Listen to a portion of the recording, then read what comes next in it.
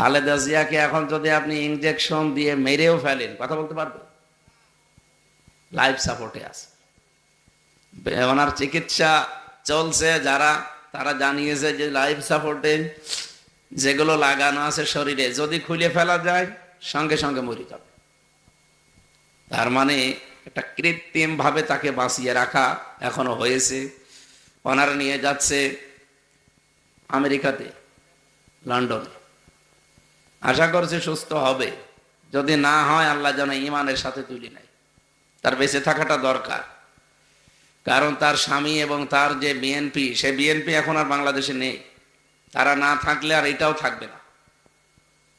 তার স্বামীর জীবনী পড়ে দেখেন, জিয়াউর রহমানের রাজনৈতিক জীবনী আমি পড়েছি। তিনি ভারতের আগ্রাসনের বিরুদ্ধে ছিলেন, কথা বোঝেন আমার। তার স্ত্রী বেগম খালেদা জিয়া সারা জীবনই ভারত বিদ্বেষী ছিলেন। এ কারণেই তো হাসিনা তারা দেখতে পাচ্ছ না। তাদের ভেতরে দ্বন্দ্বটাই শুধু এটা নেই। একজন ভারত প্রীতিতে একেবারে সর্বোচ্চ পর্যায়ে দেখিয়েছে, আর একজন দেখাতেই পারেনি। এ কারণে এখন তার ফিরে আসা যেহেতু আর হাসিনার সম্ভব না, কারণ তার যে ফাঁসির আদেশ দিয়েছে, তার এখন যদি ফাঁসি থেকে বাঁচতে হয়, বাংলাদেশে একটা পদ্ধতি বাকি আছে। হাসিনা যদি এদেশে ফিরে এসে বাঁচতে চায়, আসলেই তো ফাঁসি হয়ে যাবে। যদি বেঁচে থাকতে চায়, ওনার একটা পদ্ধতি আছে। কি বলেন তো? না না, কিসের ক্ষমা? ক্ষমা ইউনুস ক্ষমা করবে? ডক্টর মোহাম্মদ ইউনুস ক্ষমা করবে তারে? যে চালানো চালিয়েছে এই বুড়ো মানুষটারে। জনগণ তো ক্ষমা করবে না, বলা যায় না। একটা পদ্ধতি কি, এদেশে এখনো কোনো মহিলার ফাঁসি আজ পর্যন্ত হয়নি, এবং আমরা চাই যে না হোক, কারণ মেয়েদের ফাঁসি দেওয়া খুব কঠিন। ফাঁসি তো আমি এই 3 বছরে বহু ফাঁসি দেখেছি, আমার সামনে সব দিয়েছে। সামনে দিয়ে নিয়ে যেত যে আজকে তার জীবন আর 10 মিনিট পরে শেষ। কি জোরে জোরে তাকবীর দিত যারা মুসলিম। হিন্দুকেও ফাঁসি দেওয়া দেখেছি। হিন্দুরা তো হরে হরে করতো, মুসলমান যাদের ইমান খুব মজবুত, তারা আল্লাহু আকবারের তাকবীর দিতে দিতে আমাদের সামনে দিয়ে যেত। মাঝে মাঝে আমি যে দেখতাম যে ফাঁসির এই যে মঞ্চটা, ওখানে শুধু ওই ফাঁসি দেওয়ার সময় দড়িটা নিয়ে আসে। বহু মানুষকে দেখেছি, পুরুষ মানুষ ফাঁসি দেওয়ার পরে যখন দড়িটা এভাবে ছিঁড়ে যায়, গলাটা আটকিয়ে কি যে লাফায়। একটা মানুষ জীবিত অবস্থায় আপনার সামনে থেকে মরে যাচ্ছে তড়পাতে তড়পাতে। এ দৃশ্য আমি একটা না বহু দেখেছি। 3 বছর তো জেলে ছিলাম, অনেক দিন না? অনেক দিন। মেয়েদেরও ফাঁসি দিলে ঠিক ওই অবস্থায় লাফাবে, তড়পাবে। আমরা চাই না ওনার ফাঁসি হোক। যদি বাঁচতে চাইলে একটা পদ্ধতি আছে, যেখানে আছে ওই দাদা মোদিরে মুসলমান বানিয়ে বিয়ে করে একটা সন্তান পেটে নেওয়া লাগবে। তাছাড়া বাঁচার কোনো উপায় নেই, কারণ সন্তান পেটে থাকলে তার ফাঁসি হয় না। বোধ দেখেন তো ভালো, একটা মুসলমান ভাইও বাড়বে, আর একটা দরকার ভাগ্নে বাড়বে। আমাদের যেহেতু আপা হয়, কে বাড়বে? ভাগ্নে। আর দোলা ভাইটাও যদি মুসলমান হয়ে যায়, তো একটা মুসলমান ভাই বেড়ে গেল না? কাজ কি খারাপ? 2 দিক থেকে উপকার হচ্ছে। এই জন্য এইটা ছাড়া ওনার আর বাঁচার কোনো পদ্ধতি নেই। উনি খুব প্রীতি দেখিয়েছিল এই সারাটা জীবনী, যেহেতু অনেকদিন ছিল তো সেখানে, 6 বছর ছিল আগে। ওই ইঞ্জেকশন গুলো ওখান থেকে পেয়েছে, ওইটা এসে অ্যাপ্লাই করছিল, কিন্তু দেশের মানুষ আর মেনে নিতে পারেনি। ওখানে আরো যারা ছিল তাদেরকেও এভাবে ইঞ্জেকশন দিয়েছে, ওরকম বিভিন্ন জিনিস তাদেরও খাওয়িয়েছে। তারা এখন এসে প্রীতি দেখাচ্ছে। মাঝে মাঝে তাদের কথা শুনবেন, তারা বলে না ভারত কিন্তু অনেক বড় দল। বড় দল তাতে কি হয়েছে? বড় দেশ তাতে কি হয়েছে? তাছাড়া যে বড় দেশ নেই পৃথিবীতে। বাংলাদেশের চাইতে ভারত 29 ডবল। কত বলেন বলেন? প্রায় প্রদেশগুলো আমি ঘুরে ঘুরে এসেছি। আমার তো এই দেশে আগে কথা বলতে দিত না আল্লাহর ওলিরা, ওই দেশে থাকতাম বেশি। ওই 16, 17, 18, 19 এই সমস্ত সালগুলো এই দেশে তো থাকতেই দেয়, কথা বলা তো দূরের কথা। আর বাকি 20 সাল থেকে তো জেলেই ছিলাম। কিন্তু আমেরিকা বাংলাদেশের চাইতে 59 ডবল। কত? ভারতের চাইতে ছোট। চীন ও ভারতের চাইতে বড়। দেশ বড় হলেই যে শক্তিশালী হয় তা না, মাল থাকা লাগে ভেতরে।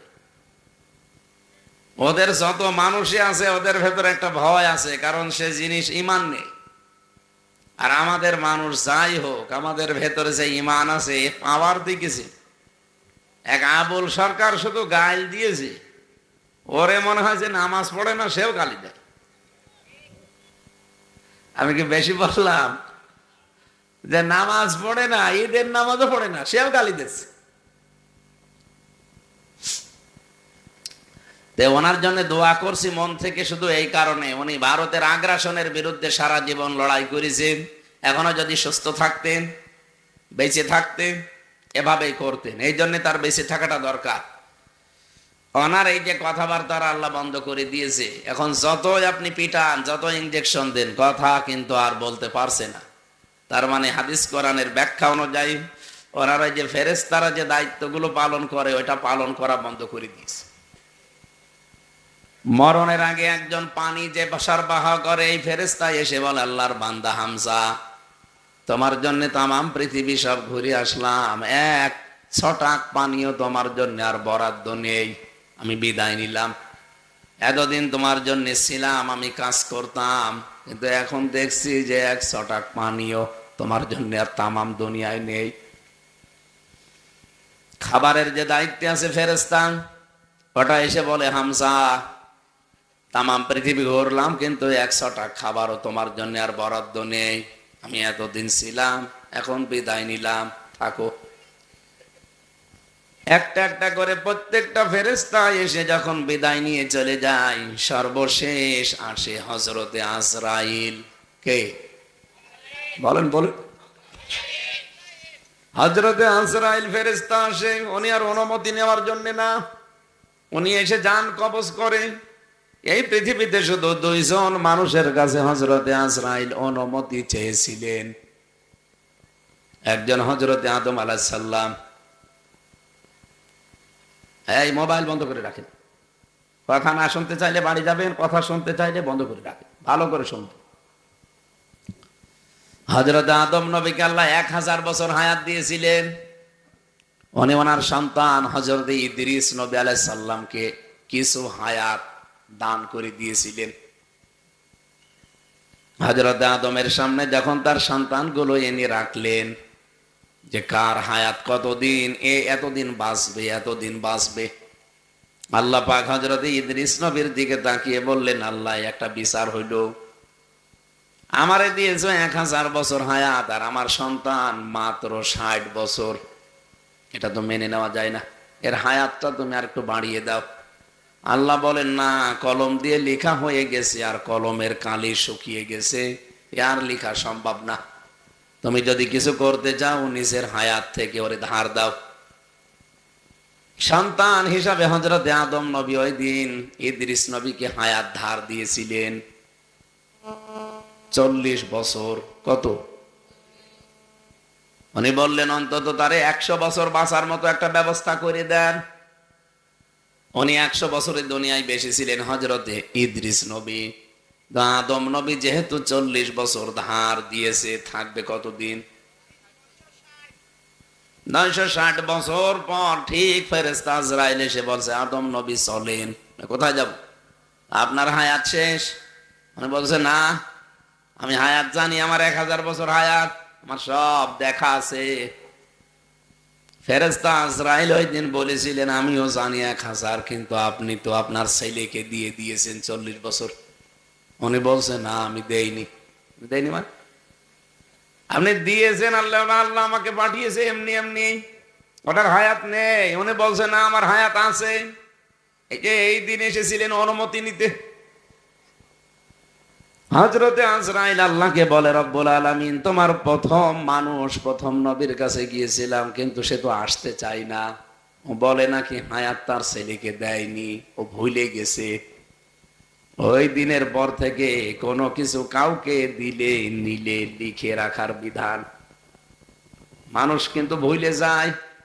মানুষ কি হয়, এদেশের বহু মানুষ আবেগে লাফায়, কিন্তু জায়গা মতো সে অনেকে ভুলে যায়, কারণ এটা মানুষের স্বভাব।